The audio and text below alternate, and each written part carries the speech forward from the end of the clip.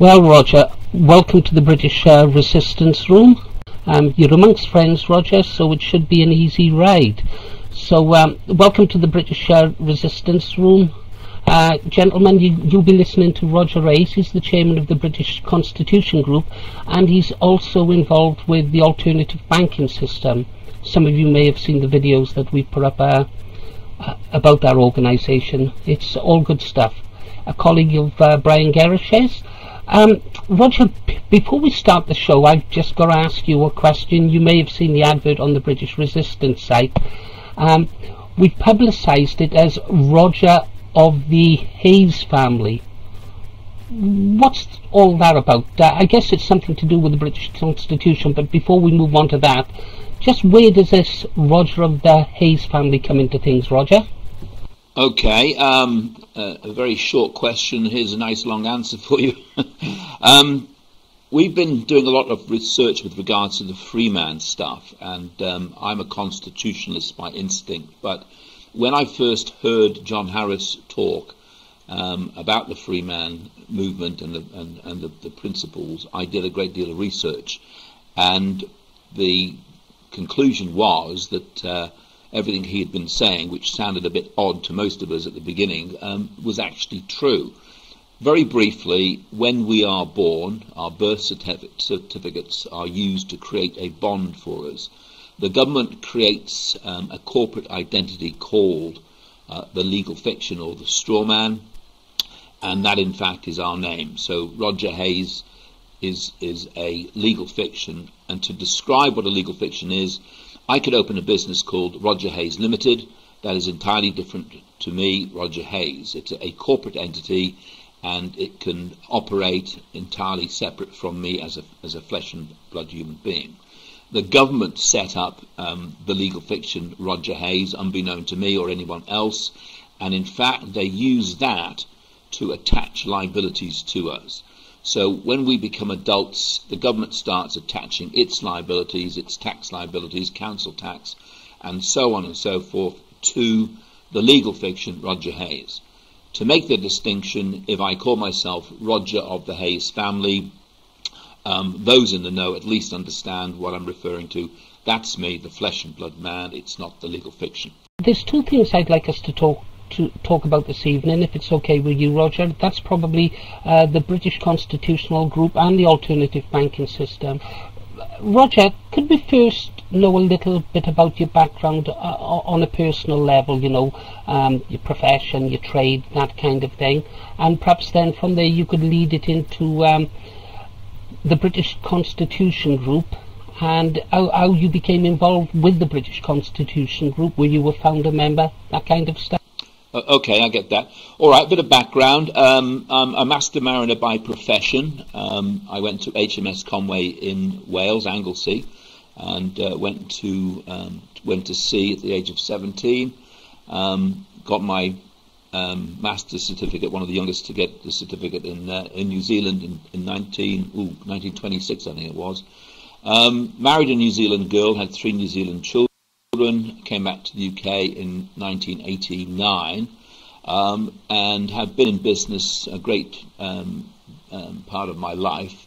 My involvement in the British Constitution Group stems back from a book I read when I was about 21 years of age called None Dare Call It Conspiracy by Gary Allen. And I've watched the story of None Dare Call It Conspiracy unfold for the last 40 years, and about 3 years ago decided that something needs to be done because we saw this global government being put in place and nobody seemed to be doing anything about it. So I actually formed the British Constitution Group and linked up with Brian Gerrish, who had the New Battle for Britain group, and we decided to sort of link forces with a few other people and move forward as we are now, to actually reassert our constitution and the rule of law. The extension of that is we also understood that the modus operandi of the global elite was to impose its authority using obviously the banking system. So the extension of what we're doing is to create our own banking system to counter their controls. Okay, well, what is so important about our Constitution? So what sort of power does it have that we the people can use before we go into sort of how the British Constitutional Group are going to advance their cause, Roger? Okay, well, the simple principle of a constitution is it protects the individual rights and freedoms. So it's not a case of the state having the authority over the people. It's a case of the people having the authority over the state by virtue of them being at any time able to defend their individual freedoms. So that's the simple principle, that the Constitution is a set of principles by which we allow the government to govern us. They must obey these constitutional rules and principles. They're not allowed to break them. And of course, as most of us will understand, that's exactly what they've been doing. They are ignoring our constitutional rights and privileges, and they're trying to oppress us. Okay, right, that's good stuff. Okay then, Roger, I guess now here's a chance for you to launch into telling us a little bit, well, quite a bit actually, about the British Constitution Group. You've said there about who you formed it with, another ex-sailor. That's good. I'm an ex-sailor myself, 12 years Royal Navy, so as sailors can turn our hands to anything, it seems. So away you go, Roger. Tell us all about the British Constitutional Group, what its aims and goals are, and then when you're fed up, then I'll come back to you and ask you some questions. Okay, it's a multifaceted approach, I suppose, is the best way to describe it. But the principles that we've established are simply this, that we believe that the government has unlawfully transferred our national sovereignty to the European Union in breach of our Constitution and in breach of the rule of law. Now, what we know as a matter of fact is this isn't just one political party, this is the collective political establishment. It's the Conservatives, it's Labour, and it's the Liberal Democrats. And it doesn't matter which political party is in power, they are all sold on this European Union state, this federal state, and therefore voting for any of those political parties is not going to work.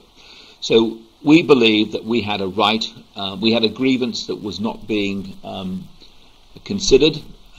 There was no remedy for us, and Article 61 of Magna Carta provides that we can go into lawful rebellion if our political leaders are disobeying the law, which they are, and so we've declared ourselves in lawful rebellion. Now, the principle behind that is that we can get on by establishing alternative governance. Now, what that means is it's not an action, it's a process. It's an action that requires, or at least a process that requires numbers. When there's more of us than there are of them, we win. It's as simple as that. We can start instigating our own system of governance. Now, everybody will know that the first thing that you need in order to be able to govern anybody is the funding. And the way we're able to create the funding is through the Lawful Bank. Now, I'm not going to sort of launch off describing the Lawful Bank at the moment. I think what I'd rather do is just focus on the basic principles of what's gone wrong. We elect our local Member of Parliament, and we're under the impression that he represents us. He doesn't. Unfortunately, what's happened in the political situation, or the political minefield as it is that you've got the political parties that are involved now. So you think you're electing a representative yourself. Well, in fact, what's happening, you are electing somebody who is then going to represent their party. So politics in this country, well, around the world, has gone wrong thanks to the political party system. We should have a system whereby we vote for an individual based on his personal manifesto or her manifesto and keep them to that manifesto.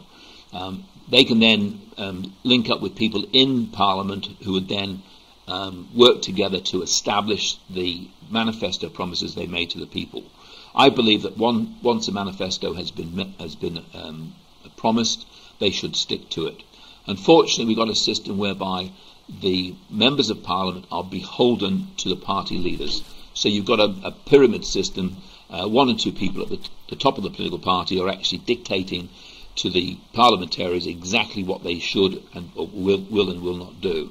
And that's obviously manifests itself in the most recent event where people in this country want a vote or a referendum on the EU, or at least our relationship with the European Union, and the party dictated to the majority that they will vote the way the party wants, and as a consequence we've not had our referendum.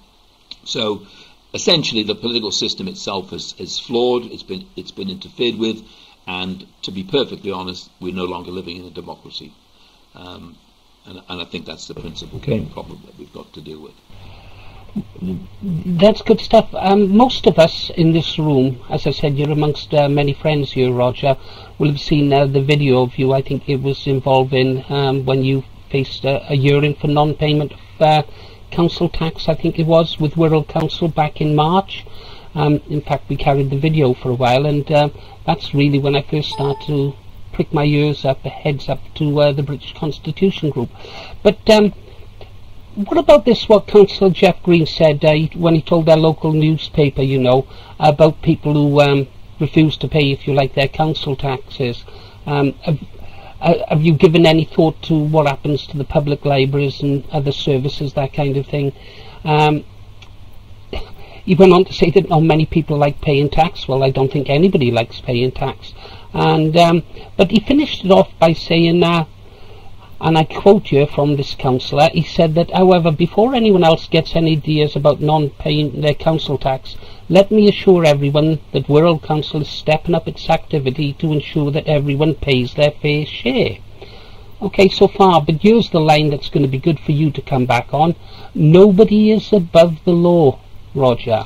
Well, that's a classic, isn't it? Nobody is above the law. Well, let's start with our members of Parliament, every single one of them who's broken the law by transferring our national sovereignty to a foreign power. We know that's unlawful, but they seem to think it's all right for them to break the law. Now, coming back to your initial comment by Jeff Green, and if it wasn't such a complicated story, I would go into it in great details, but we'd waste a great deal of time. But let's look at the very, very basics. Council tax. 70% of our council tax comes from central government. 30% comes from our council tax, right? So most of the money that the local councils use comes from central government through our taxation system. 30% is paid by council tax. 30% of our council tax is used for pensions, for gold-plated pensions. So all of our council tax is going to pay their pensions. Now, give or take a couple of percentage points. So what we're paying council tax for is gold-plated pensions. Now, had it been managed properly, all that money would have been in a savings bank somewhere and would have been there available for them. But they've actually squandered it. They haven't saved it. They're bad managers. So I'm not paying into their gold-plated pension schemes until such times as they're prepared to pay into mine. I don't have enough money to pay into my pension scheme because my taxes are too high.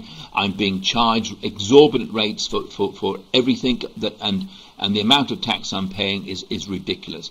So the bottom line is we are being ripped off.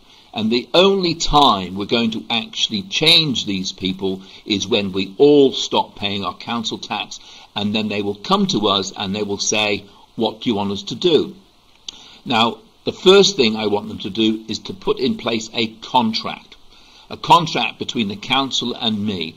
That allows me to hold them to account. It's called democracy. That's what it's supposed to be about. And I have said to the council, I will pay you my council tax when you actually put in place a lawful and a contract, an abiding contract, because that's the only way I'm going to be able to hold you to account. But of course they don't like that, do they? Because they do not want to be held to account. So the bottom line, as far as Jeff Green is concerned, the deceit of these people is amazing, really. That all of the services that we are being provided are already being paid for through central taxation. Okay? Yeah, I don't know if anyone else is allowed to speak, but yeah, I already thought that we'd already paid for these services over the years that we've been paying tax and national insurance and all the rest, all our previous generations of our families have paid for. We've already paid for every service, all the NHS services, all the care services, all the old people services. We've paid for that already, yeah, through the generations. And now all of a sudden, the newer generation is being told, well, sorry, but we're taking all them services away from you and giving nothing back in return. I mean, yeah, we're giving more and more in foreign aid. I mean, is that right? Yeah, I mean, come in there. You're exactly right. You've got the gist of it. Is basically we paid and we paid and we keep paying, and our money is being wasted. Now, I'll give you another example of where our money is going. I don't know how many people understand the basic format for money, but money is created out of nothing. Let me try and give you a little bit of background for the novices. If, for example, I make sweaters for my profession, I knit sweaters and I sell my sweaters during the winter, and if I want to buy lettuces from a friend, I might agree to buy 60 letters £1 each during the summer months. Now, because I don't have any money, I'm not selling my sweaters. What I would do is I would give them an IOU, a promise to pay when I'm able to do so, or provide goods in lieu of for the value of £60. Now, my friend would take my IOUs, and in the winter he would come back to me with those IOUs, give them back to me, and I would exchange them for sweaters. So what we've effectively done is we've created money. The promise to pay is actually money. So if we understand that we can create money out of nothing, we would also understand that the government could create money out of nothing and provide that to allow us to trade amongst ourselves. That's a very complicated story, but that's a very brief and simple explanation. The point I'm making here is that we can create our own money. Now, why is it that the government has borrowed money from the bankers and is paying interest to the bankers, which causes us to pay massive taxes? That's the hub of the problem. So what we've got is a situation where the government won't create its own money because it's in cahoots with the bankers, pays interest to the bankers, and when these politicians go out of politics, they're all on lucrative directorships or contracts with the banks, and that's where they make all the money. This, of course, is what's happening with Blair and co now, doing his speeches and working for one of the banks and earning millions. So that's the scam. So if anyone would like to come in on that comment. Answered in my absence that question about Wirral Council, about being above the law. Did that come through, or was I disconnected first? I think you were disconnected because, yes, it did come through. My comment to Jeff Green's remark about above the law was that it's a pity the members of Parliament don't understand that principle, because they, of course, are breaking the law by transferring our national sovereignty. And I noticed there was an article in the paper today about corruption in the council. So let's not listen to Jeff Green, who has a habit of calling the kettle black, doesn't he? The principle also is that if the council want us to obey their diktats, and what we need is a contract in place so we can hold them to account. And I've maintained categorically, if they will give me a contract, then I'll pay their council tax, providing it's lawful and providing, as I say, I can hold them to account. So I have addressed that question. So you want to come back on that? No, I'm completely happy with that question. Most of this information, I'm just sort of feeding the questions that people are asking, Roger. And yeah, I certainly take no notice of what anything the establishment says, especially in lieu of what you've said about what happens to people like Blair and Brown after they leave government. They are bought and paid for men, in my opinion. I've got a question here, and they're in no particular order, so should be interesting. Elite Commander has just come in asking, and I'm not sure what he means by this, why can't the Magna Carta be repealed? I'm not sure what he means there, but there you go. What do you think, Roger? Do you know what the question is? Yes, I do. It can't be repealed because it's a contract between the monarch and the people.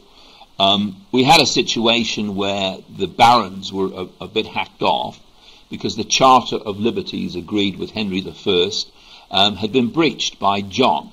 So the barons simply said to John, look, we're not happy, you're breaking the law, this is you come into your king conditional upon the law, and you're breaking the law, so we want to reiterate the basics, and that's what Magna Carta was Magna Carta was revisiting the previous agreement established by Henry I.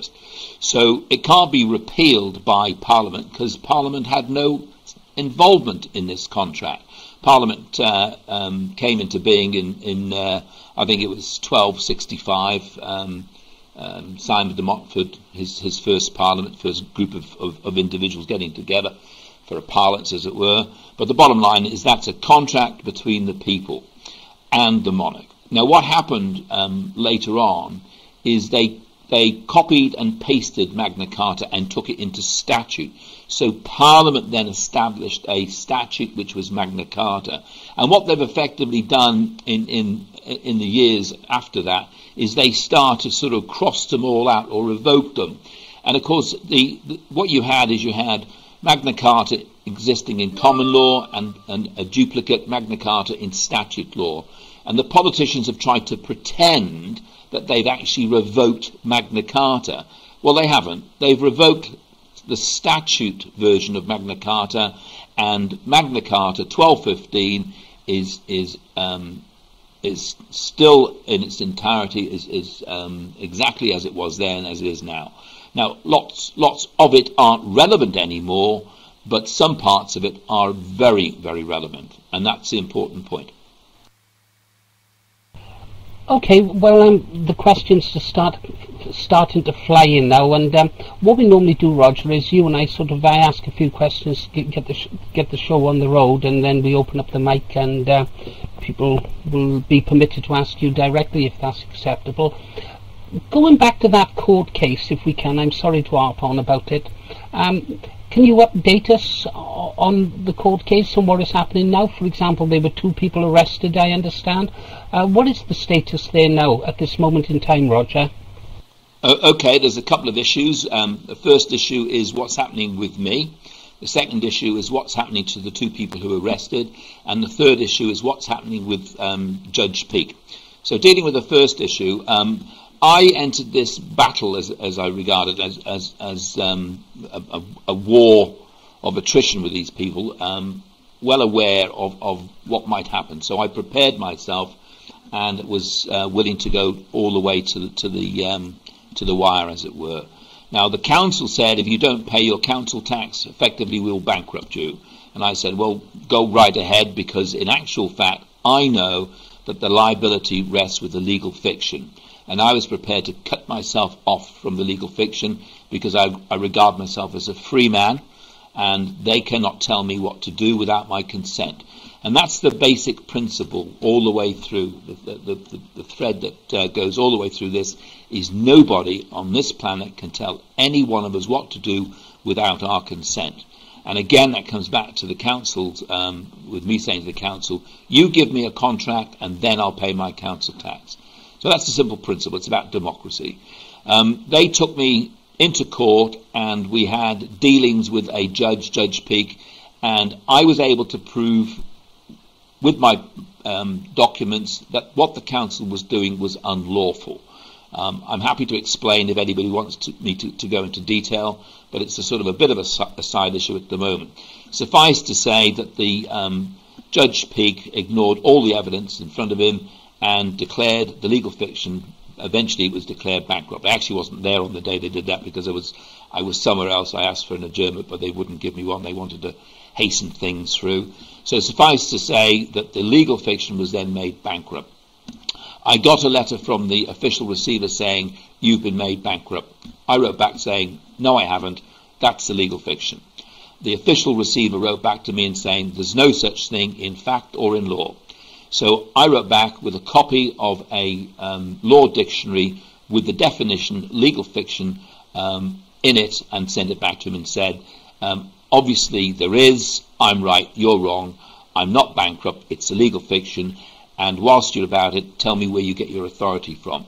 It's a lot longer than that. It was a 4-page letter. I've written 3 fairly extensive letters to the official receiver asking him to demonstrate where his authority came from, because I knew the only way he had authority was over the legal fiction, which was a legal construct to attach authority, and they had no authority over me where I was not prepared to accept that liability.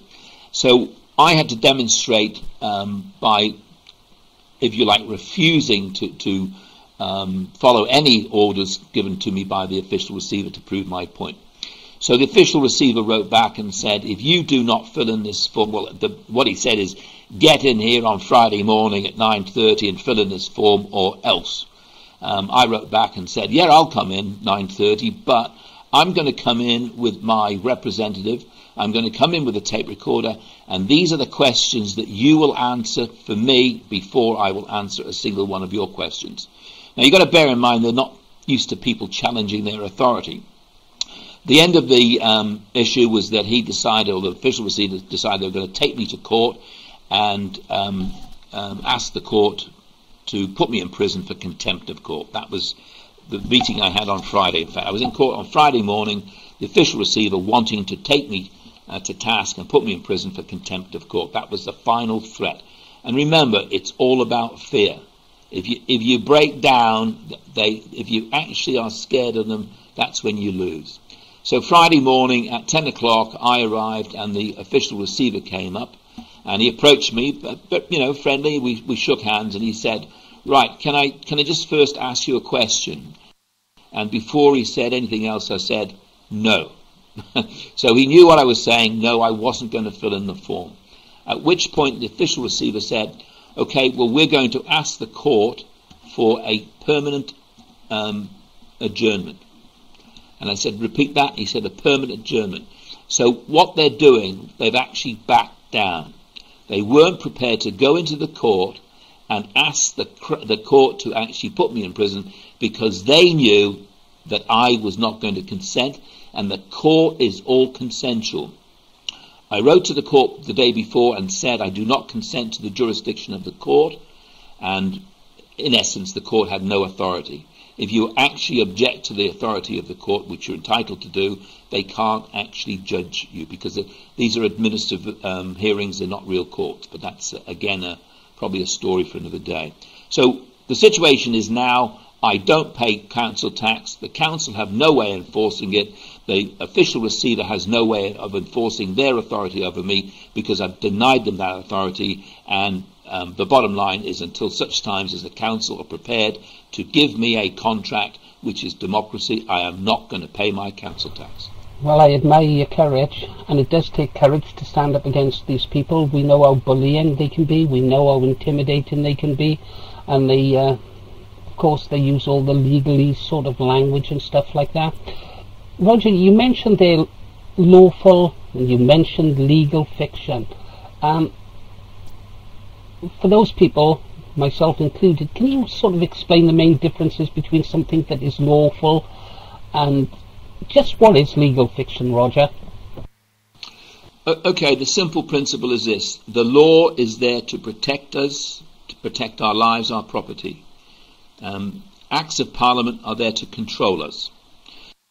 So an Act of Parliament can treat one group of people differently to the others. For example, it can give special privileges to people who have disabilities, which is right. It gives members of Parliament special privileges re their expenses, which is wrong. So that's what Acts of Parliament are about. Acts of Parliament, or sometimes referred to as statutes, rules, regulations, etc., can be sometimes unfair, oppressive, and so on and so forth. Laws, common laws, are there to protect us. They uphold the law, thou shalt not kill, steal, and so on and so forth. So there's a big difference between a law and a statute or regulation, and we should know the difference. And the primary difference and the most important difference is that all legislation is subject to our consent. We are governed by consent. The government makes legislation, and therefore all legislation is by consent. And don't forget that. We are all policed by consent. And if you want to know how it is that you consent to things, it's quite simple. When you are getting a ticket from a policeman, he will ask you to sign the document. You are consenting. When you get a parking ticket and they send you a notice, when you actually reply to the notice and send them your money, you are consenting. If you do not reply to their notice and object to it or refuse to pay it, you are consenting by acquiescence. So when you get a parking notice or a speeding notice, the first thing that you do is you write back and you say, I do not consent. A bit more complicated than that, but that's the general gist of it. With a law, common law, if you don't obey the law protects you and it protects other people. If you're not prepared to obey the law and respect the law, then who would want you around in their company? That's when you become an outlaw and you leave yourself open to what anyone else might want to do to you to potentially protect themselves. So you obey the law because it's in your best interest and everyone else's best interest. We obey statutes or legislation because it's good for society as long as the controls that they're putting upon us are reasonable and respect our freedoms and our liberties. Unfortunately, this lot have become oppressive, unreasonable. They're applying legislation to us to get money out of us. I believe when we get to the stage where they're putting legislation in place which is designed purely and simply to extract money from us, not only do we have a right to rebel, but we have a duty to rebel. Our children do not want to grow up in an environment where these rules and regulations are so oppressive that they can't have a happy life. So we have got a job to actually object vigorously to this lot and their oppressive rules and regulations. I hope that explains the difference. Well, it does indeed, and I'm looking forward to maybe doing a bit of research, maybe visiting your site, getting a lot of this information out to the people. Would certainly help if there was sort of guidelines and stuff like that. Just so I can get this clear in my mind, which takes precedence then, Acts of Parliament or the Magna Carta? Okay, probably the better question is, which is superior, common law or Acts of Parliament? And the answer is, without a question, common law. I'll give you just one simple example. If the government, making an Act of Parliament, said that they could actually become a government, stay government for the rest of time, that clearly isn't fair or reasonable. So we would say, well, we're not going to obey that. We're going to follow our common law principle, which is that we have the right to choose our government. So common law is superior to statute law or to Acts of Parliament. Now, what the government has been trying to say for some time is that Parliament is sovereign. Now, sovereign, of course, means supreme power. That's wrong. It's a deceit. It's a deliberate deceit. It's a power grab. The people are sovereign, not Parliament. Our sovereignty is represented in Parliament by Her Majesty the Queen. And the object of the exercise is, if we aren't happy with Parliament, we petition the Queen. The Queen will then refuse to give assent to Acts of Parliament, and the Parliament has to go back and think about it. So let's not forget that. It is we, the people, who are sovereign. We have parliamentarians who think that they rule us. They don't believe for a moment that is they that serve us. They think we serve them. And you've just got to watch and hear what they say and do. It's absolutely classic. They think they rule us, and they don't. They serve us. But we have got to be prepared to stand up and tell these people, or push these people back in their boxes. It's as simple as that. Well, that's interesting what you said there about our rulers. By the way, that question came in from Mike 20, who would be pleased to hear your reply. He's a bit of an activist and a bit of a rebel. You know, you were talking there about those parliamentarians who sort of see themselves as ruling over us instead of representing us. Reminded me of an MP last year. I read a statement, and he said that he saw his job as not representing his constituency to Parliament, but representing Parliament to his constituency. I wish I could remember the guy's name. I was just simply gobsmacked. Local authorities now local authorities. Well, we're talking about the Queen there and the royal assent. So this is from Wowbanger, who's pretty sharp. I think he's an historian. He says, if the Queen gives royal assent to an act abridging the Constitution, doesn't that have the same legal force as Magna Carta? Just clear that one up now, Roger. Well, the Queen doesn't make rules or regulations. The Queen is there to protect our Constitution. She swears an oath to uphold the rule of law.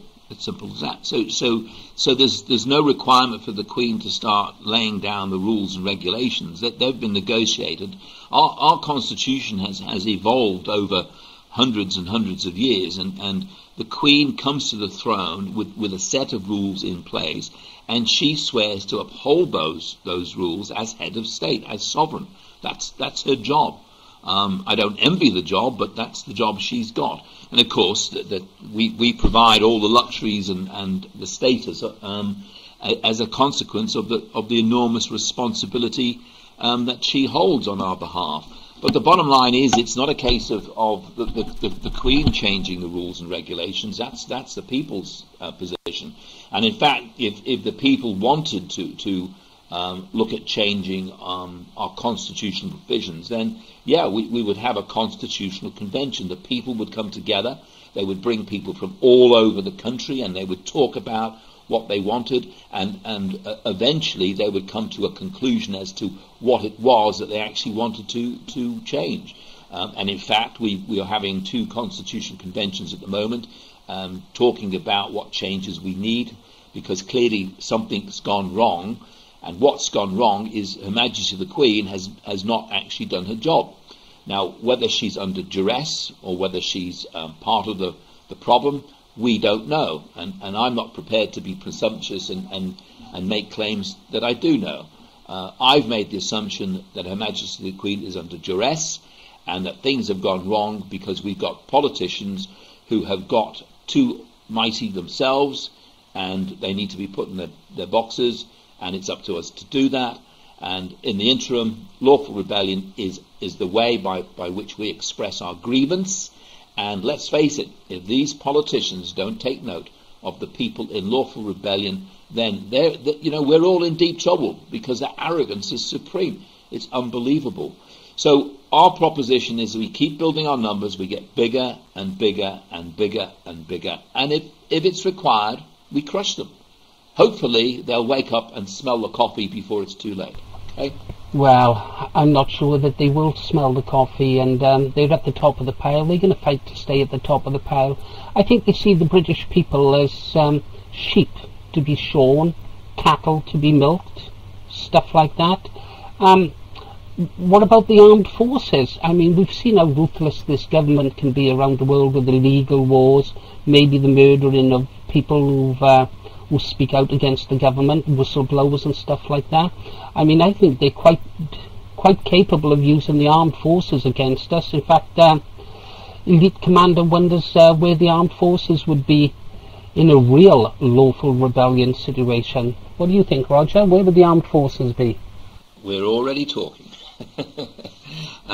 We have policemen, we have members of the church, we have members of the armed forces, we have solicitors, we have barristers, we have doctors, we have people from all walks of life who are members of the British Constitution Group.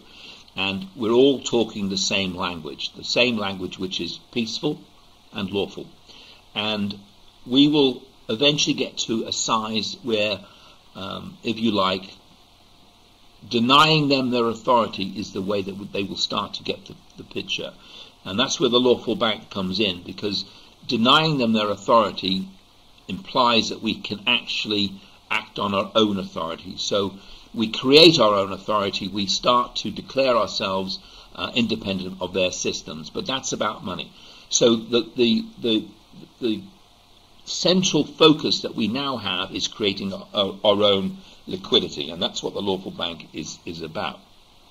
Now, I'm just reading through a number of comments here. I'm finding it a little bit difficult to keep up with all of them, so if there's anybody who've got questions and I'm not answering them, well, I do apologise. There's so many there and it's quite varied, but I think I'd like to stick on the thread, if I might, about the lawful bank, because this is about taking back control. This is about taking back control lawfully and peacefully. In principle, we've established that we, the people, have a right to govern ourselves. The politicians have committed treason, and therefore we must start putting in place our own system of governance. Our own system of governance requires money. We require money so that we can pay our own peace officers and our own army, if need be. When I say our own army, I'm talking about the people who are already in the armed services, because when the system collapses, and it will collapse, these people aren't going to be paid. Now, the principle about the Lawful Bank is that if you bring £100 of their money to our bank, we will create positive liquidity for you. We use the fractional reserve system, and we use a ratio of 10 to 1. So if you bring £100 of cash over to our system, we create £1,000 worth of liquidity in your bank account. Now, we're in lawful rebellion, and so what we're prepared to do is to set up what they call an escrow account for the gas, electricity, water companies, and of course my favourite friends, the council tax. I will then use that £1,000 and transfer money from my bank account to their bank account, thus paying my bill.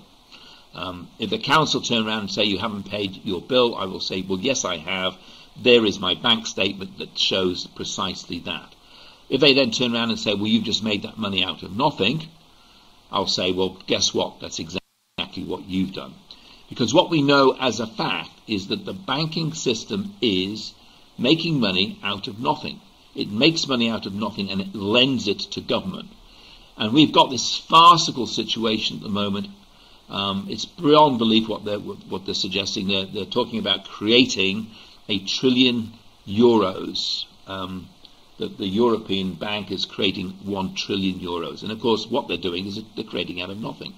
So they will lend that to the government, and the government will lend it to the banks.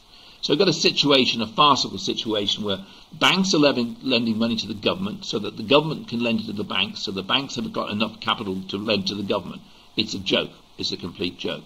And the reason that we're in this mess is that in creating money out of nothing, there should always be a relationship between the money that's been created and the resources available in a society. Now, let me give you an example.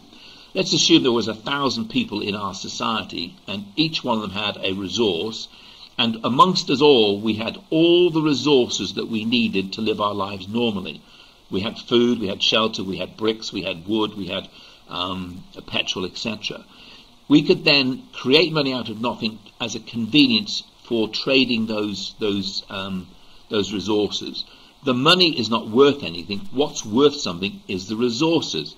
So I'm coming back to my IOU comparison. I can create an IOU to buy lettuce in the summer, and in the winter, because I make sweaters, the man who's sold me the lettuce brings my IOUs back and takes the sweaters in lieu of. So we've created a currency between us, and that currency has no value. But once it's been used, once I've taken it back, I can destroy it, and we've exchanged our commodities. So that demonstrates why money itself is not of any value. But it's useful, but it's not of any value. So we have a situation where the lawful bank has the same ability to create its own liquidity as long as we have the resources. So the lawful bank is looking for a critical mass of people, and that critical mass of people will give the resources. The lawful bank creates a liquidity, and that liquidity then is used to exchange those resources. Now, the big hurdle with any community, the resources that they need more than anything else are, of course, gas, electricity, and water. And those have all been sold cheaply to foreign companies, and those foreign companies are now getting rich on our backs because our governments flogged them at a scandalous price, and they should not have even sold them. Those resources should be kept by the people, for the people, so that we can have a comfortable lifestyle. So the lawful bank pays those bills, and what it in fact does, it actually takes back control of the utilities by virtually creating our own liquidity and paying off the corporations. Now, when there's more of us than there are of them, they can't object. They have to accept it. Now, here's the extending principle, is those companies will then have to accept the terms and conditions of the lawful bank in order to access the money that's been paid to them. One of the terms and conditions is that they have to accept the jurisdiction of our common law courts. which is one step away from our own legislator, okay? Having accepted the principle, and why would they want to accept that money? And the answer is simply this, that they can then pay their staff with that money. And why would the staff want to be paid in that money? Because through the Lawful Bank, we can actually offer interest-free mortgages and interest-free loans. So that sort of squares the circle. So there's a benefit for the employees of the company. The company themselves are obliged to accept the rules because there's more of us than there are of them. And at the end of this, everybody is a beneficiary, except, of course, the old banking system. Okay, so we've gone on to the alternative banking system. Big fan of it. Actually, you've got a lot of customers of the bank already in this room. There's several in here. I'm actually thinking of signing up myself, Roger, and then I'm going to say, right, that'll be 5 L's for an article. So, yeah, I'll have something to sell, and I'll collect all the L's. So, looking forward to getting my little card. I was having a look at some of the things that your banking system's offering. There's interest-free loans for home purchases, interest-free loans for businesses, free loans for cars and other household goods, free funds for community projects, no income tax, no VAT. Well, that sounded like a song then. No council tax and no TV license. It all sounds very, very good. How's it going, Roger? Are people signing up? Because this is a big trust thing as well, isn't it? And I'm sure there'll be some people who try to exploit it. How are you going to deal with that? First of all, how's it going? And secondly, how are you going to deal with those shady people who will try to abuse it? Okay, it's going well. We've got a long road to hoe, so it's early days, but we're getting a lot of encouraging responses. And every time I go into a meeting, 100 people in the meeting, we get a surge of people signing up. So I suppose the truth of the matter is I need to get out there and do a little bit more work, and opportunities like this are very useful. As far as the security of the system, well, the way the system works is each community sets up their own branch. So you and 5 colleagues could actually set up your branch and operate that branch. You have to provide the securities, property or whatever. Obviously people are looking for security, so we're looking for upstanding citizens.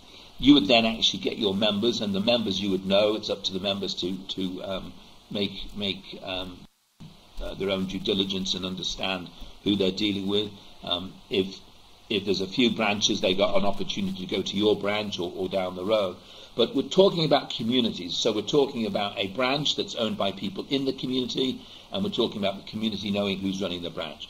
So if you've got a local scally who sets up a branch for the bank, then I don't think they're going to be very successful. So that's the first principle. The second principle is that the overall system guarantees all the deposits. So nobody's going to lose any money. It's guaranteed. Where does the money go? You bring your money into the system and it's retired. It goes into a safe. It's not used. What's used is the liquidity.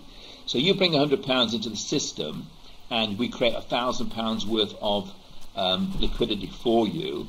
Once you spend that £1,000, the £100 transfers over to the person you paid.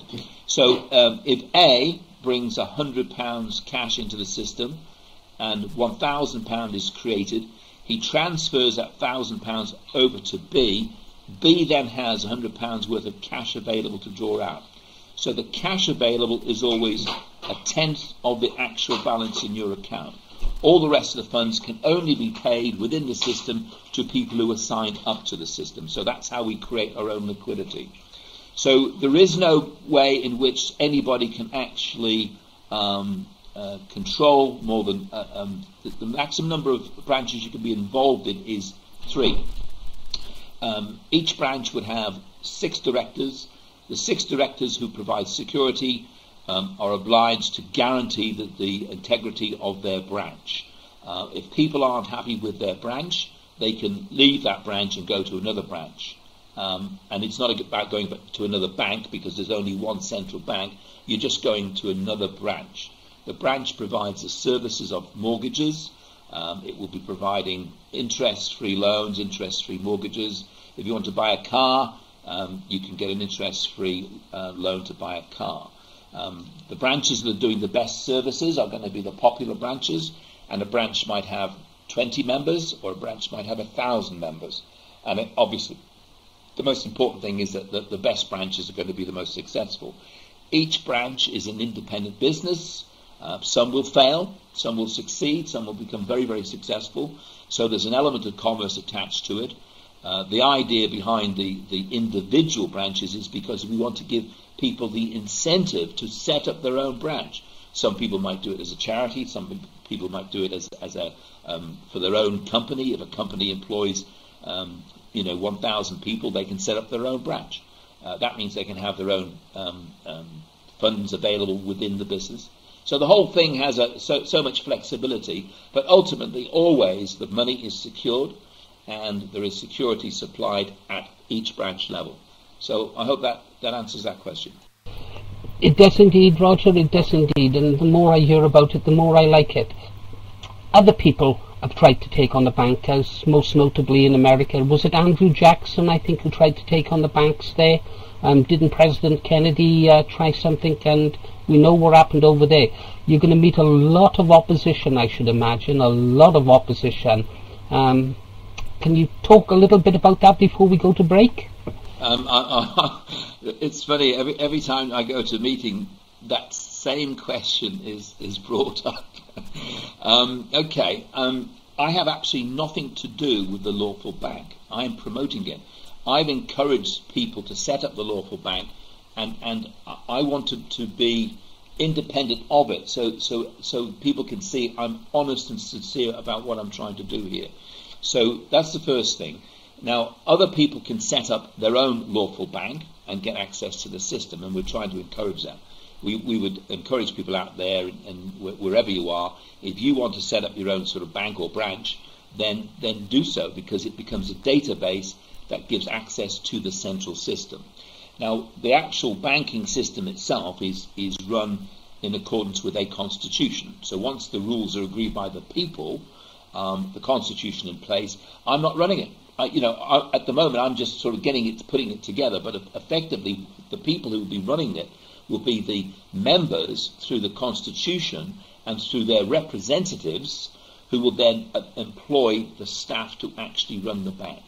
Now, if the banking cartel decide to bump me off tomorrow, all of the information is out there already. Anybody can actually join the bank, and other people are controlling that. So my being sort of removed from the scene, as it were, won't make any difference whatsoever. We've got enough people who have enough knowledge of what it does, how it works, etc., and the mechanism through which the Lawful Bank will operate is out there in ether. They can't get a hold of it by removing me. So that's less of a concern to me than most people might think. Yeah, I've noticed that Brian Jerish is in the room. Jerish. I'd just like, somebody mentioned terrorism before, and has Brian been classed as a terrorist yet? Because we know that as soon as you start doing anything good for the people, the government like to class you as a terrorist, and I'd just like to know if, anything has been mentioned like that. Well, people keep asking them about threats, etc., and we haven't had any, and there's no point really, because in our organisation there's nobody actually running it. There's a whole series of individuals operating their own BCG groups all over the place, so there's no one actually leading this, and I think that's an important thing. There's no head to cut off, and we're just a group of people just getting on with it. There's lots of individual initiative out there. There's lots of people doing their own things. Sometimes people ring me up and say, "Oh, are you going to this BCG meeting in wherever?" And I say, "I didn't know anything about it." So lots of BCG meetings are happening at any one time, independent of, and they're all local. That was the whole purpose of it, to set up a whole network of individual groups with people setting up their own groups and getting members on board. And when we have a big meeting, all these people come together and we have a conversation. We sort of give some direction. But we're very much a sort of a loose organisation with no leadership, and that's how it's meant to be. Yeah, I just wanted to say that the other thing that we're doing at the moment is we are talking lawful rebellion. So the whole message we're putting across is about reinstating proper law and order. So it's pretty difficult to label us as terrorists or domestic terrorists when the whole thrust of what we're doing is to point a finger at the real criminals in government and say, you know, we're going to deal with you people. And I'll just add to that we've got brilliant support coming in from the police now. The more police they're making redundant, the more police are coming into the movement. And the same with ex-military people. They absolutely know, for example, that they're being used to protect the opium crops in Afghanistan. And I can tell you for certain that Army and Royal Marines are talking about everything that's going on in UK at the moment. They're talking about everything from John Harris to British Constitution Group and Lawful Rebellion. So I think it's very difficult for the other side to call us terrorists. We need to label them first. Well, the Constitution can't be changed. It's a contract between the monarch and the people, and let's not forget it. The very basic principle is that the Constitution protects our individual freedoms and our liberties. So no, there is no provision for it being changed by anybody unless the whole nation decided that they wanted to improve it. And there is certainly potential for that, but that's a long drawn out process. Now, in the meantime, our Constitution stands, and the government governs according to the Constitution. It can't willy-nilly change, ignore bits and pieces. It is doing so, but it can't do so lawfully. So our lawful position is that we are upholding our Constitution, and we have a right to lawful rebellion. So no, Constitution can't be changed. It's as simple as that. Liberty to change that deal, isn't she? When she signs a royal assent for a parliamentary bill, and remember, the Parliament are considered to be our representatives. You know, when the Bill of Rights was signed, it was the Bill of Rights in the House of Commons. So another bill in the House of Commons can adjust the terms of that bill. Now, if you look at that bill makes a lot of claims that I presume you are not trying to demand. For example, the right to bear arms. That is in the Bill of Rights. Are you claiming that that is still our right because it was in the Bill of Rights? You know, if the deal between the monarch and the people is done through the intermediary of the House of Commons, assuming that's representative, as it is assumed to do in the Constitution, then surely the House of Commons have the right to change it. Now, I'm not saying you're wrong. I absolutely 100% agree with you, but it just seems to me that if the Commons change this deal and the monarch agrees with it, we're screwed. Carry on. No. The Bill of Rights was also a contract based on the Declaration of Rights. So the parliamentarians actually were allowed to be, if you like, to create their government on the basic understanding that they accepted the Declaration of Rights. So the Bill of Rights was effectively a copy and paste of the Declaration of Rights. Had they not agreed to the Declaration of Rights, and remember, the Declaration of Rights was what the King accepted, William of Orange accepted and said, how do you wish to be governed? These are the declaration. Right, we will now have a parliament, and the parliament derives its authority from the Bill of Rights. So the parliament can't change the Bill of Rights. Right, so that the overpowering rule there is that the Declaration of Rights led to the Bill of Rights, and the Bill of Rights is the, if you like, the copy of the Declaration. So Parliament can't change the Bill of Rights. If it changes the Bill of Rights, it loses its authority. End of story.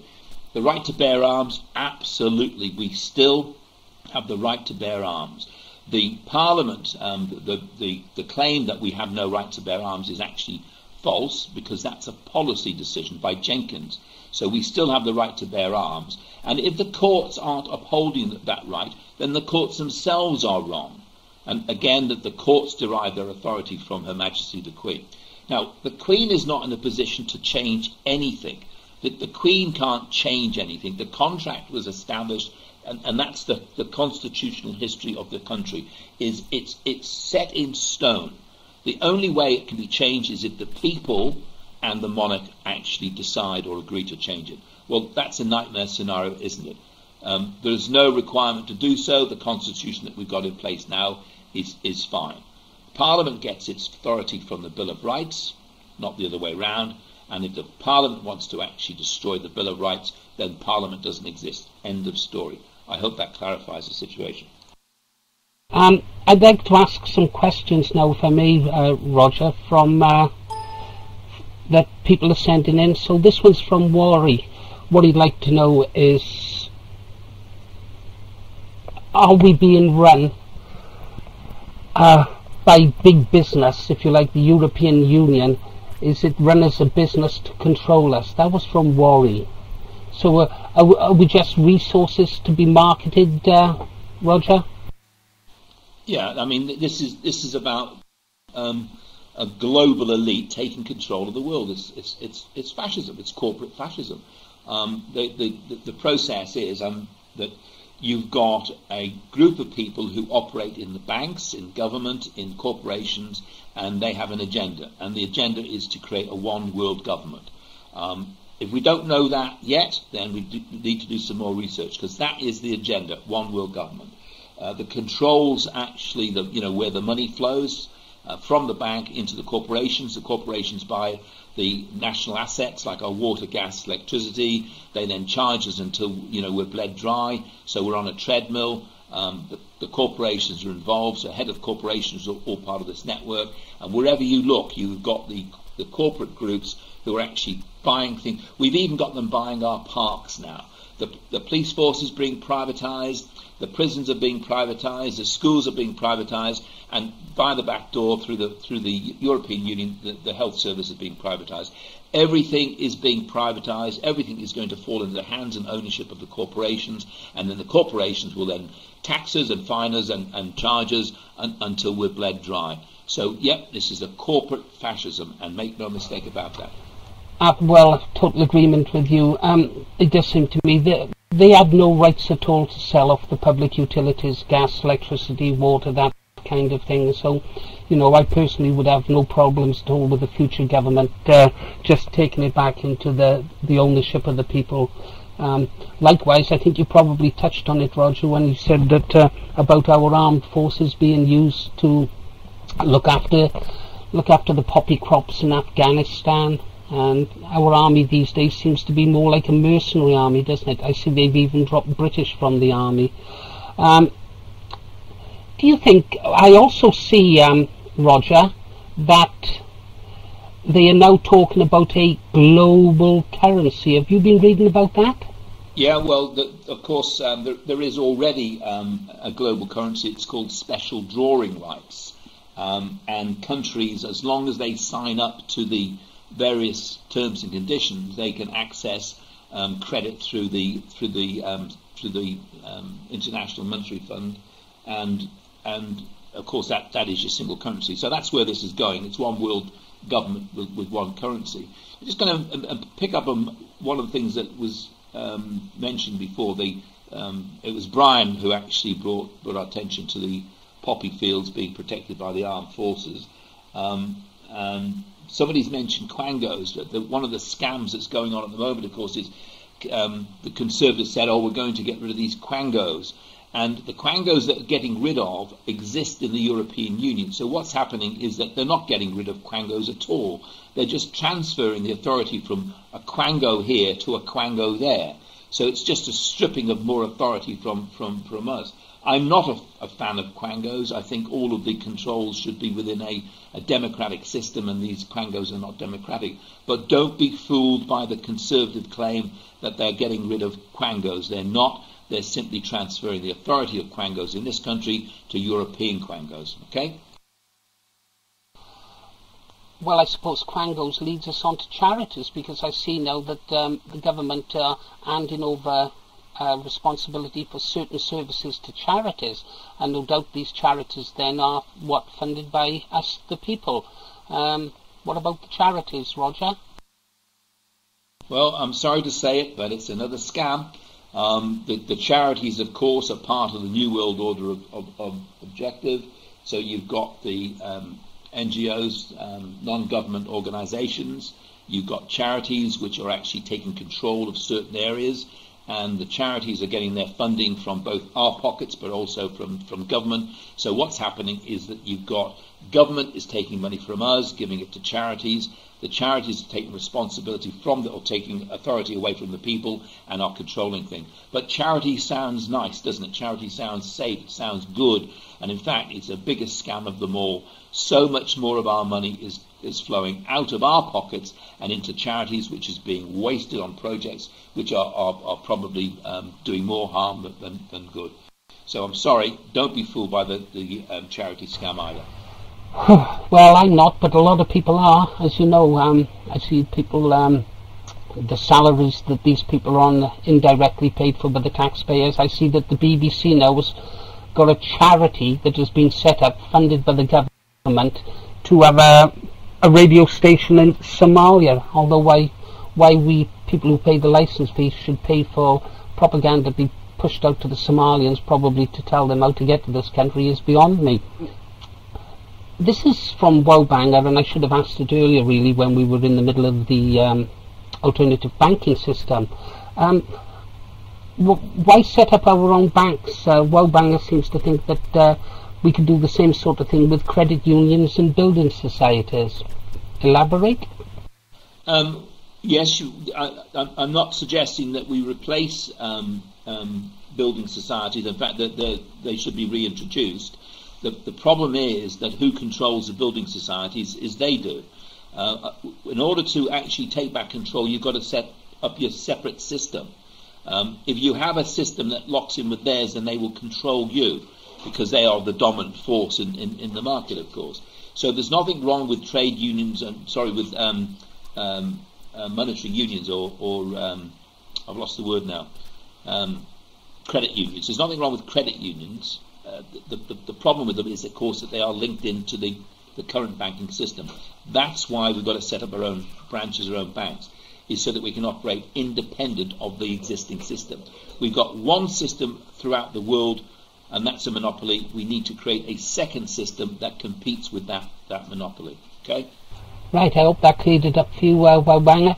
I should imagine there's going to be a lot of questions that will be coming from the floor in about, I should estimate, around about 15 minutes. A question here from Councillor Kevin Edwards. I think you might have met Kevin Edwards in the past, or you might know of him through Brian.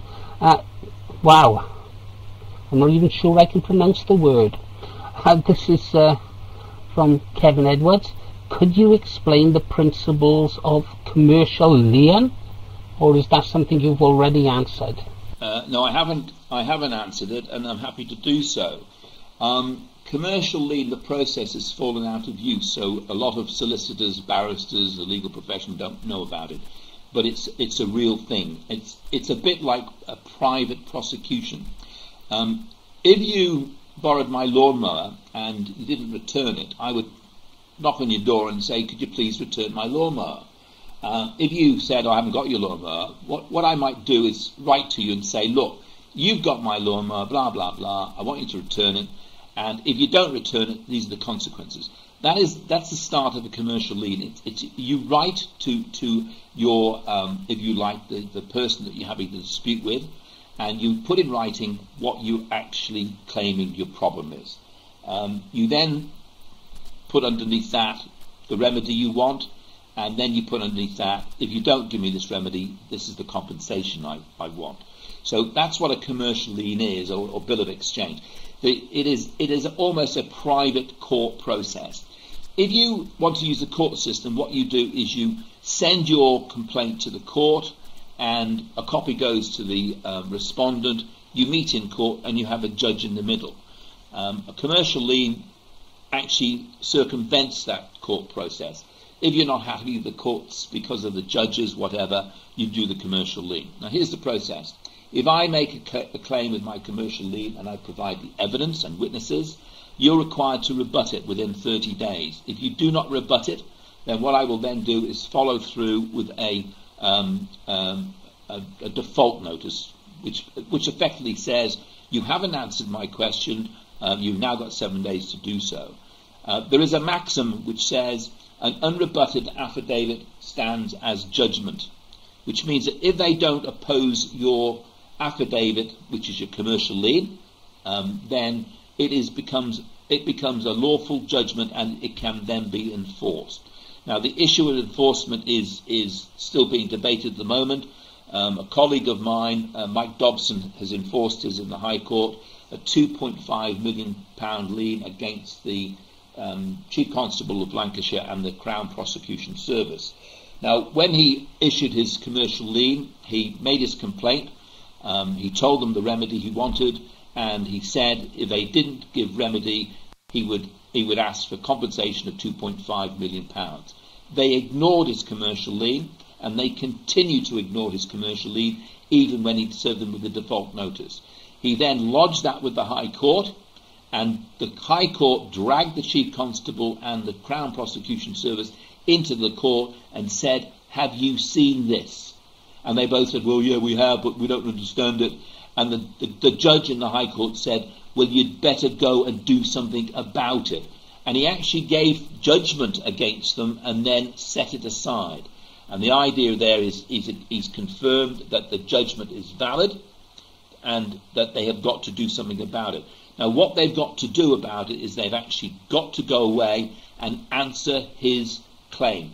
And they won't be able to do so because his statement is true and he's got evidence to prove it. So it looks very much like the Chief Constable of Lancashire and also the Crown Prosecution Service are going to have to stump up with £2.5 million because they broke the law and the commercial lien has held them to account.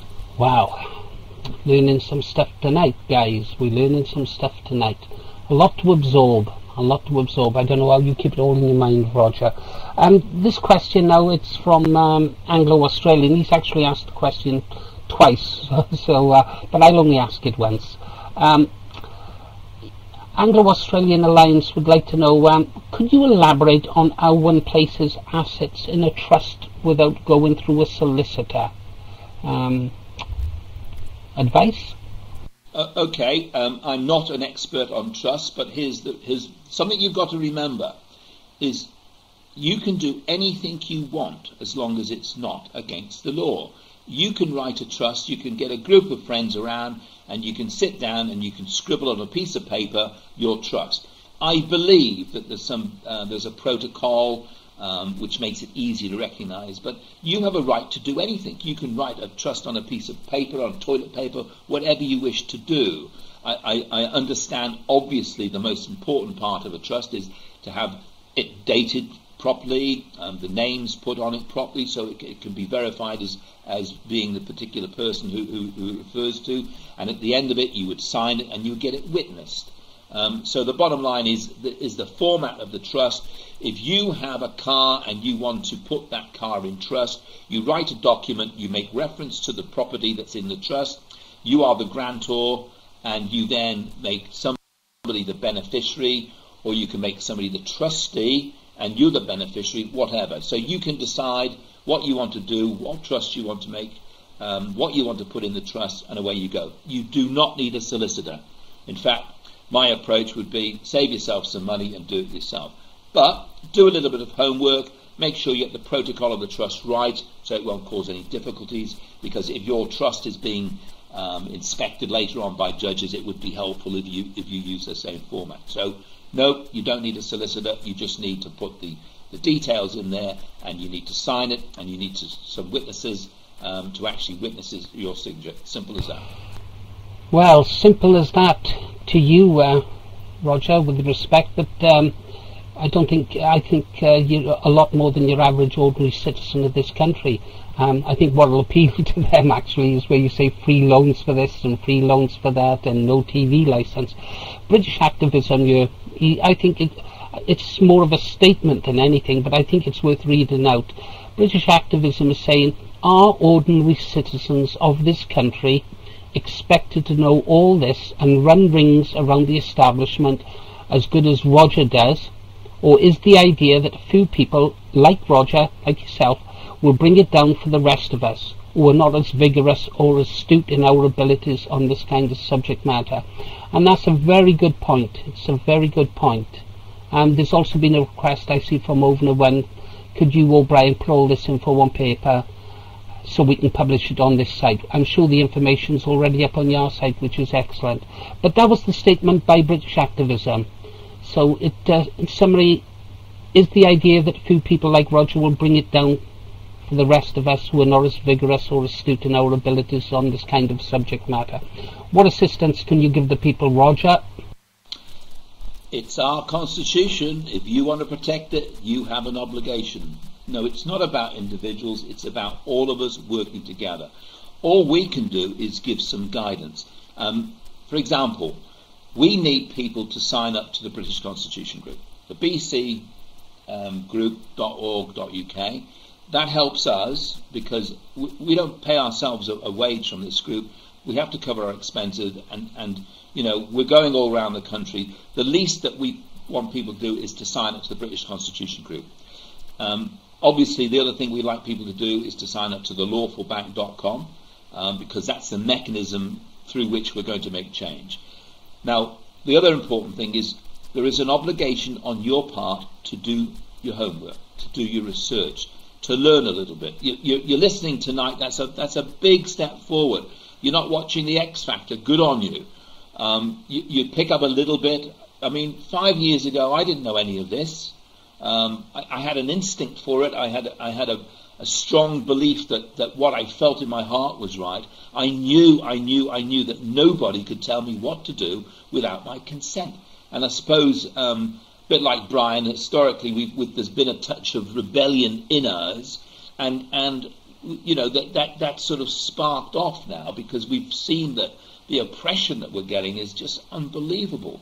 But we can't do it on our own. No. It's up to you. You have got to help. You've got to get involved. You've got to talk to people. You've got to read a bit. You've got to, tune into these programs, and you've got to do it yourself. You've got to help us. We can't do it on our own. So if you're of the opinion there's a few of us that are going to work our butts off to save your bottoms with the greatest degree of respect in the world, it's up to you. It's your constitution as well. We'll do everything we possibly can, but we need you guys to help us too. Well, I think any activist, any true nationalist activist can relate to that. I mean, you go into a new area and stuff like that, and the people say, we've been waiting for you. Well, really, the people shouldn't be waiting for a knight in shining armour to ride into town to save them, because, you know, they have it within them to be those knights in shining armour, in my opinion. Question, how many members has the BCG got? Well, okay, we know you don't talk about that. Right, a question here from Losty. Inheritance tax? I'm just going to throw that one in while I look at the others. He's asking about inheritance tax, Roger. Okay, I mean, I'm not sure what the question is. I mean, that's more of a statement than the question. I mean, this whole tax thing, this whole wealth thing is an interesting point because we come onto this earth with nothing, and what we need to get from the beginning of our life to the end of our life is we need comfort, we need a roof over our heads, we need a holiday, a reasonable car, we need family, friends, we need to be able to go to the pub, and if we had all of those things, why would we want to leave any money to our children who would also have all of those things? Why would we need to hoard wealth so that we would leave it to our children? If our children came into the world and had all the luxuries and comforts that we had, what's the problem? So I think we've got to start reevaluating our whole opinions and views about what wealth is, what life's all about, because if I'm sitting here having a nice glass of Australian Merlot and I've got no money in the bank, it doesn't actually change the flavour of the Merlot. And if I've got £1 million in the bank, all it means is I can go and buy myself a better bottle of wine tomorrow. But, you can only drink so much wine. I'm doing my best to do, half a bottle here at the moment, but you can only drink so much. So the principles I believe that we've established, or we have at the moment, with regards to wealth and money, they're wrong. They're fundamentally flawed. I would like to think that everyone around me has the same opportunity to buy the same nice bottle of wine.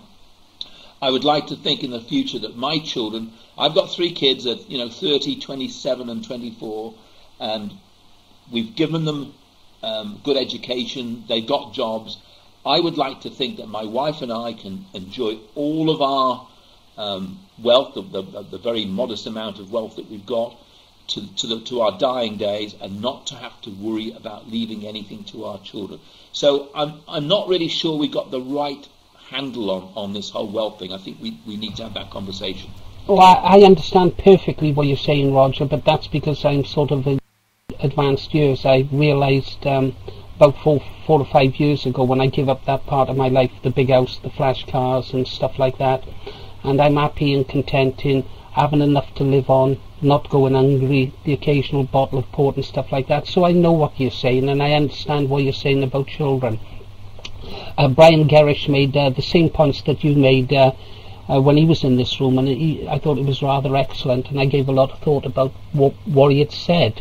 Yeah, we must understand those kind of things. I think we're just about sort of coming to the end of the official part of the evening, Roger, but I've got to ask you this. I've noticed there seems to be a strengthening bond, if you like, or links being made with Britain First, the campaigning organisation. I see that Brian has spoken at one of their meetings, and you were talking to each other. So what is the BCG's involvement with Britain First? I can't really answer that question. It's probably best if Brian covers that issue, because I've not been directly involved. If you understand that we all do our own thing, we are very individuals within the BCG. That's the whole point of it. So we don't always get involved with each other's activities. So I'll leave that one to Brian, okay? So, okay, well, I guess that's kind of done, if you like, with the official part of the evening. Roger, so on behalf of myself and the British Resistance Room, thank you very much for taking the time to come into this room. We hope, if nothing else, you've seen the use of how useful a room like this can be for you to get your message out to more people. And if you need any assistance in setting up a BCG room so you can call private meetings and stuff like that, even password protected, we are here to assist you. Hi Roger, thanks again for coming into the room tonight, and it was nice to meet you at Stoke last Sunday, and very much appreciate the advice that you gave me as far as commercial liens goes, for taking things a bit forward. Just a very quick question for you. You attended the child kidnapping by the state conference. What was your overall impression? Did you realise things were so bad? Yes, I did. I mean, we've got to take our hats off to Brian Gerrish for the amount of work he's done there and uncovered, because the most important thing is that these families been living in isolation, not realising that they're not going mad, that they're just victims of a very criminal and evil enterprise of kidnapping children. And yeah, look, Brian's done some magnificent work, and yes, through my association with Brian, of course, I knew what was going on, and it's terrible. I haven't got as involved in Brian because it just takes over your life, and you could spend every single day dealing with people's problems. And what we've got to do is we've got to move this thing forward. So I've been endeavouring to concentrate and focus on the constitutional issues and how we actually solve our problem. And as I say, the solution is in the Lawful Bank. So if anybody out there listening hasn't yet signed up to the lawfulbank.com, please do so. And also, please also sign up to the British Constitution Group, the bcgroup.org.uk, because that's how we make this thing go forward. So again, I hope that answers your question. Yeah, if I can just add a bit. Thank you for the kind comments, Roger. Good evening. One of the things that is so important is this question of the corruption in the courts. What the British Constitution Group has really highlighted, that once you know that the courts are corrupt, then we've got to deal with that. because it blocks everything else. In the past, we've had very good people trying to take issues to do with Europe through the courts, and what happens is it gets thrown out. Why are these very important constitutional issues and issues of treason, why are they thrown out the courts? Because the courts are utterly corrupt. And so we've got to deal with the courts before we can actually start to deal with our politicians. Now, we can do this as a parallel approach, because we can get our noses into the existing judicial structure, and we can expose it for what it is, purely corrupt, and at the same time we can work within Lawful Rebellion to set up our own common law courts, so that these people get trapped between a rock and a hard place. But I think it's one of the things we have to keep reminding ourselves, that at the moment we are living in a society where there is effectively no law and order, or we're very close to there being no law and order, and we've really got to deal with these people. They are committing treason, they are taking children away, they are protecting paedophiles, they're protecting international banking criminals. We've really got to get in amongst the judiciary and the courts and sort these people out. If we don't do it, we are not going to be able to win on other fronts. So the children issue has been one of the key ones for me, that has enabled me to watch absolute fraud and corruption, perjury being committed inside closed courts. Brian, would you like to pick up on Odin's question a little bit about common purpose? It looks like Brian may have gone, in which case, I mean, I'm not the expert on common purpose, but I have enough knowledge to tell you that most certainly common purpose is in Germany. It's throughout Europe. It's all over the world. It has different names in different countries, but it's connected. It's interconnected with groups throughout the world. So common purpose is in Germany. What it's called in Germany, we can find out if the German individual would like, or your colleague would like to send an email to us, we'll find out for you. If you send it through Hayes_Roger at sky.com, I'll pass it on to Brian. And Roger doesn't have a D in it, so it's R-O-G-E-R. I hope that's helpful. A question, Roger.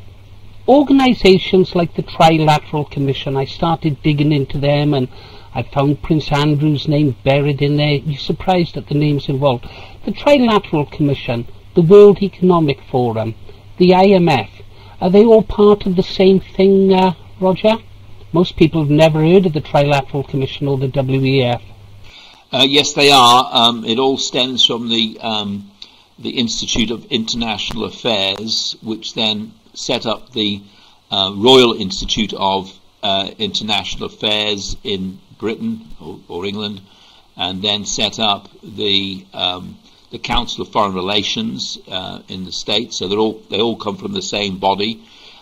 From there, you have the Trilateral Commission, and from there, the Bilderberger Group. And each of the individual groups all are the same group of people, although different members of each of the group.